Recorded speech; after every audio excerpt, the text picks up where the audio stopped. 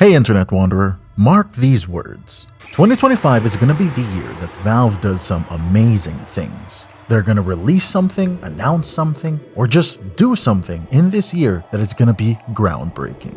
Do I have any evidence to back up this claim?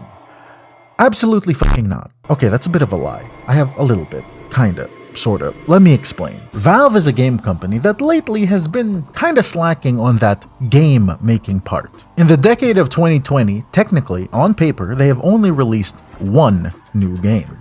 Technically. These don't count, except that one. Kinda. I'll talk about this one later. People love their games because they're usually amazing. Usually. People have been wanting Valve to get back into game making, and over the last few years, hell, this previous year alone, in 2024, there was so much stuff and news about Valve that hints towards more grander things to come soon.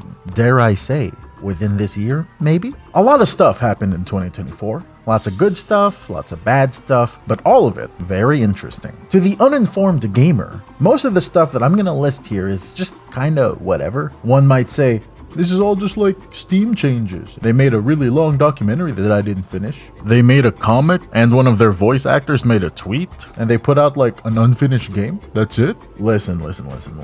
Valve doesn't communicate much. They don't talk to us almost at all. So anytime that they post something, it's a big deal, alright? I've made quite a few videos hyping up Valve and whatever new games and projects they are seemingly working on. Now, rumor mongering, hopium, and self-imposed schizophrenia are like the key ingredients to make a modern-day Valve fanboy. Well, that and sucking Gaben's massive dick.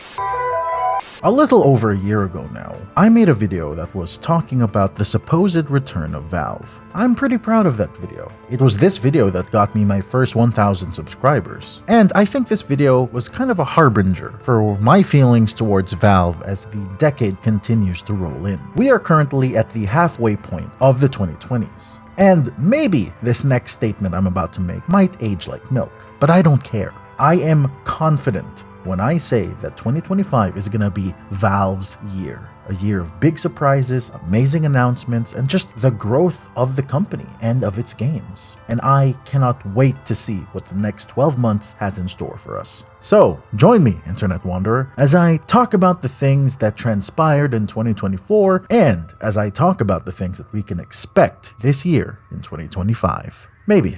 Just maybe, we might get some announcements about a game we've all been waiting for a very long time.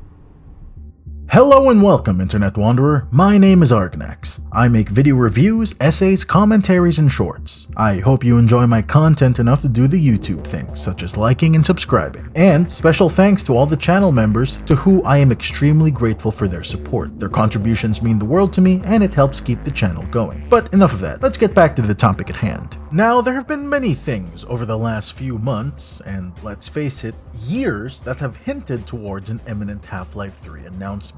The long-awaited game that is definitely coming 100%, trust me bro. Rumors and leaks have been popping up about this game for almost 2 decades now. But the thing that's gotten everybody talking about it now is one Twitter post. Twitter, not X. This is the only time the Arganax show will endorse dead naming. This Twitter post is made by Mike Shapiro, the voice actor of the G-Man.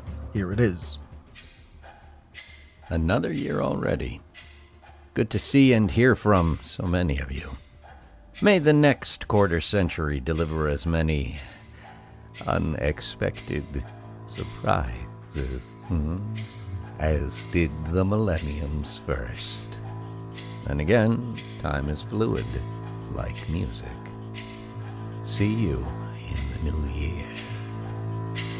Now, Mr. Shapiro doesn't post much. In fact, he only has about a couple dozen posts on Twitter, with his previous post being from 2022, and the vast majority of his posts being from 2020. So him posting now, given that 2024 was quite the year for Half-Life rumor mongers like myself, it can't be a coincidence. Also, just listen to what he says in this Twitter post, bringing up unexpected surprises and how there's more in store and so on. Also, there's a literal ticking clock in the background. Another year already.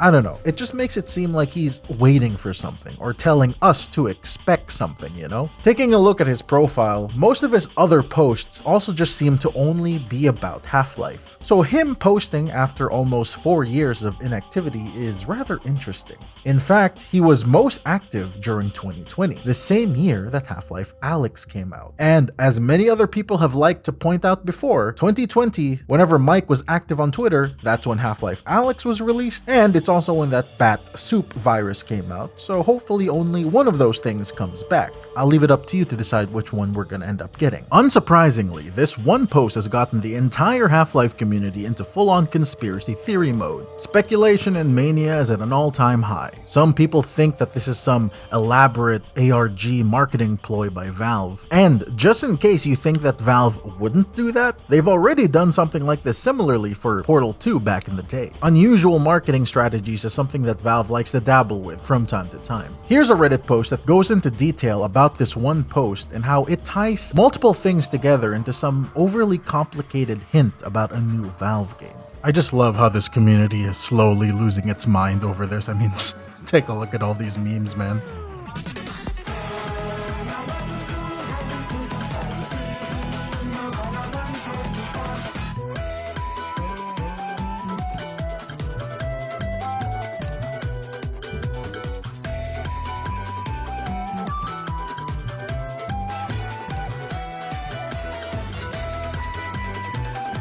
This is also somewhat backed up by a renowned game journalist, and I do mean a real game journalist, not those Cuphead tutorial looking asses. Wow, I've never actually watched this clip in its entirety. That's bad. Jason Schreier, one of the most reputable game journalists out there, and he predicts that Half-Life 3 could be announced this year. I don't know if he has contacts within Valve, and this is just a prediction after all, but this guy is as reputable as they come. Then again, I expected Jeff Keighley to make an announcement during the Game Awards, so, you know, my trust on these game journalists isn't exactly at an all-time high. I haven't forgiven Jeff for that, by the way. This year, the stars align for some very magical things to happen at our anniversary show. It's now or never. Things that might not have ever seemed a possibility. It's now or never. If you truly love video games like I do, this moment is for all of us. Please, please, please.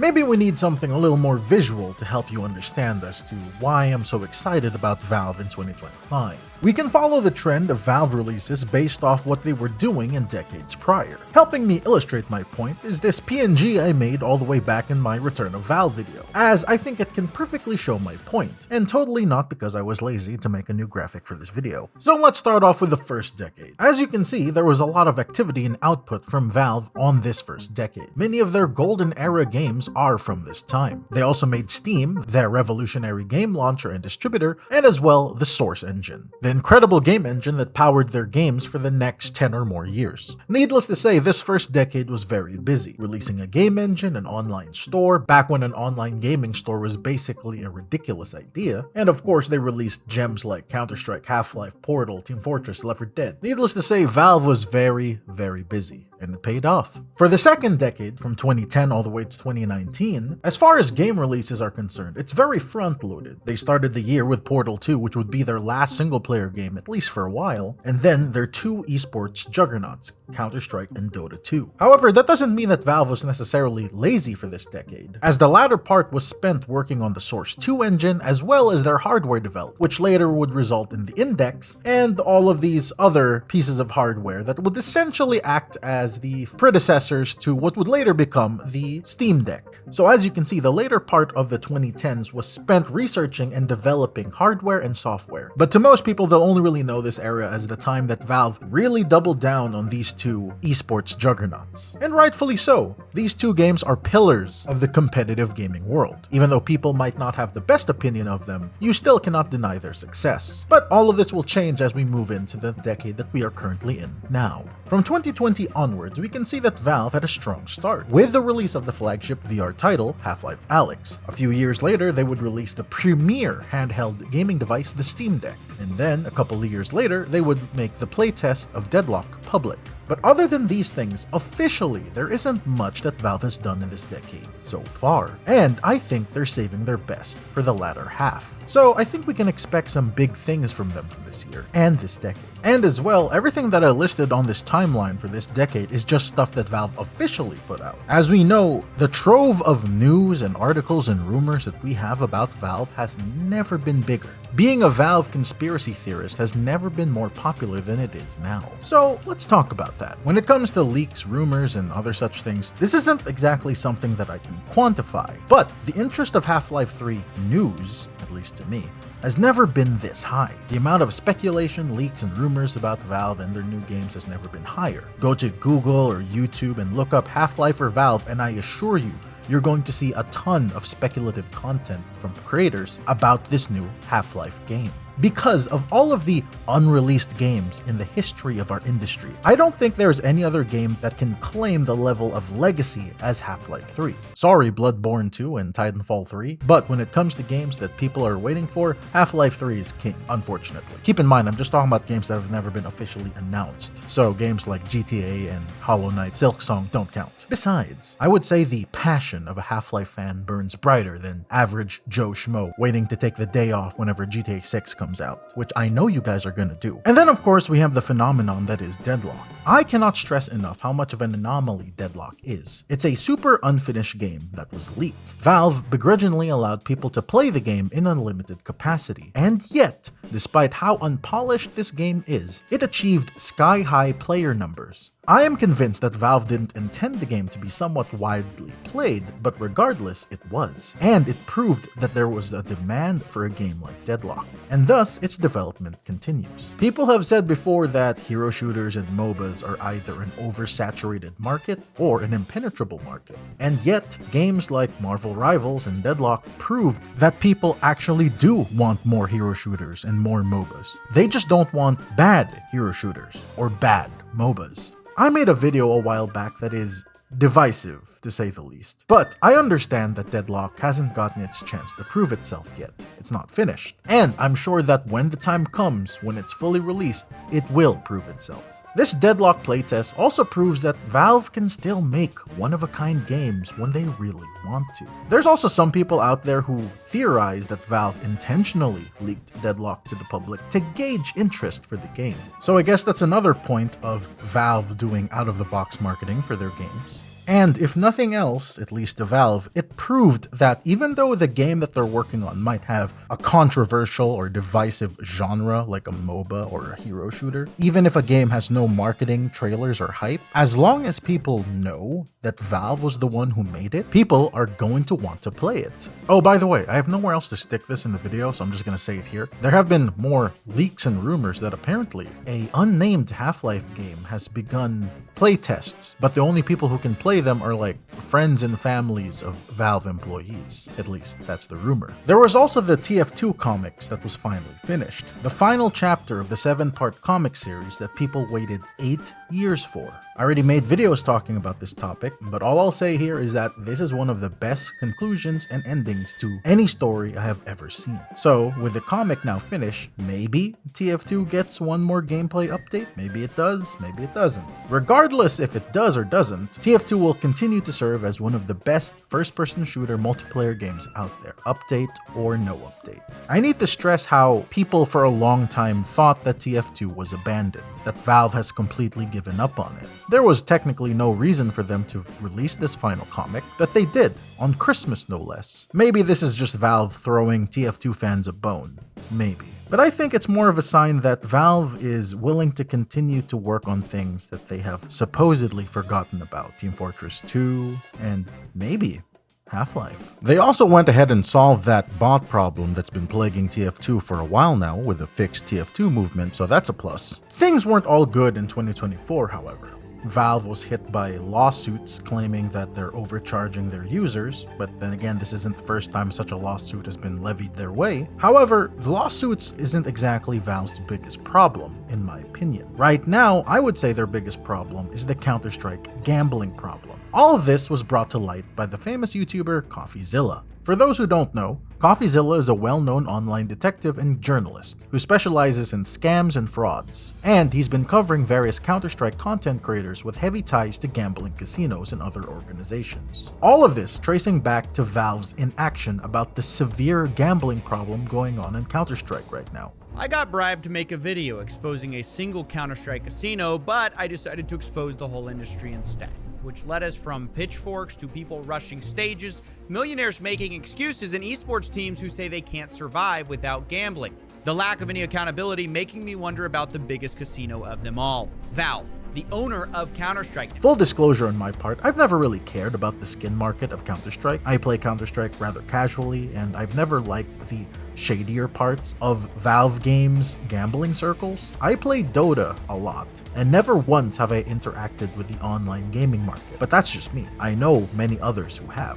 And I've always known that popular Valve online games have gigantic gambling circles. I know that Dota has it, Team Fortress 2 has it, and most of all, Counter-Strike has it. So I'm happy that CoffeeZilla is shedding some light onto this problem, and I only can hope that Valve is actually going to do something about it as we move on to the next year. But out of all of the things that happened in 2024, I think the smoking gun, the biggest proof that Valve is definitely working on something new, is the words Gabe Newell himself says at the end of the Half-Life 2 documentary. I think that Half-Life represents a tool we have and promises made to customers to capitalize on innovation and opportunities to build game experiences that haven't been involved previously. And I think that there are no shortage of those opportunities facing us as an industry right now. He knows how anticipated Half-Life 3 is. He knows that the expectation of this game is as high as it's ever been. And he knows,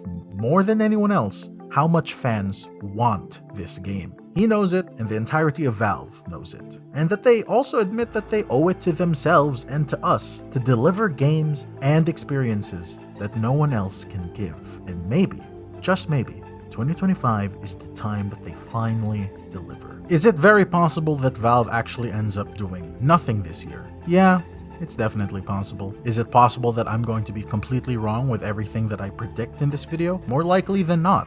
But I'd like to believe that we have something big coming this year, and I'm hoping that all of you are hoping for the exact same thing. Thanks for watching, Internet Wanderer. Do the YouTube things.